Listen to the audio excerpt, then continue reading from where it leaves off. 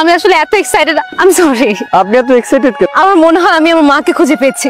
আসলে সত্যি? আমি একটা এজেন্সিকে আমার মার সব ইনফরমেশন দিয়েছিলাম, তো ওরা আমাকে ফোন করে বললো যে ওরা একটা ঠিকানা পেয়েছে, ওখানে আমার মা থাকে। আপনি কই ঠিকানা গিয়েছেন? এই জন্য তো আপনাকে ডাকলাম, আপনি আমাকে নিয়ে যাবেন সেজন্য। আমার হাত পা খুব ঠান্ডা হয়ে যাচ্ছে। আল্লাহর কাছে দোয়া করেন।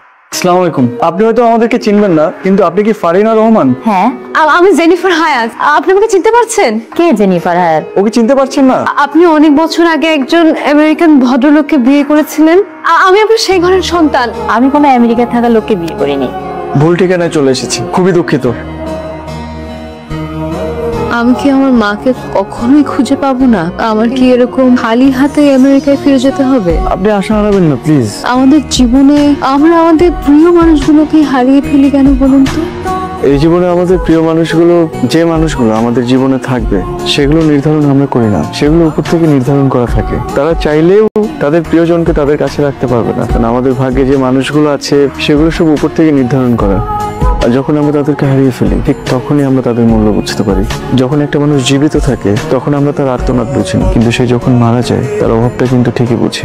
আপনি আপাতত প্রকৃতিটাকে অনুভব করুন। প্রকৃতি অনুভব করলে আপনার সব দুঃখ কষ্ট সব আরামেই দূর হয়ে যাবে। এই সময় এখানে ডাকলেন এত রাতে, কিছু বলবেন? Is there any urgency or something? তেমন কিছু না, জাস্ট ভাবলাম আপনার সাথে একটু পাশাপাশি হাঁটি। পাগল! জীবনে একটু ছোটখাটো পাগলামি না করলে জীবনটাকে তো আর উপলব্ধি করা যায় না, তাই আপনাকে ভাবলাম একটু ডাকি, একটু কথা বলি। চলেন আমরা এখানে বসি। জেনি, আমি আপনাকে অনেক ভালোবাসি, আমি আপনাকে পছন্দ করে ফেলেছি। আমি জানি না এটা আপনি কিভাবে নেবেন, but I love you. I love you so much. আমি আপনার সাথে সারা জীবন থাকতে চাই। Will you marry me? I mean I love you. এইটার উত্তর এখনই আমার কাছে নেই। I am sorry. It's not like that I don't like you. I like you.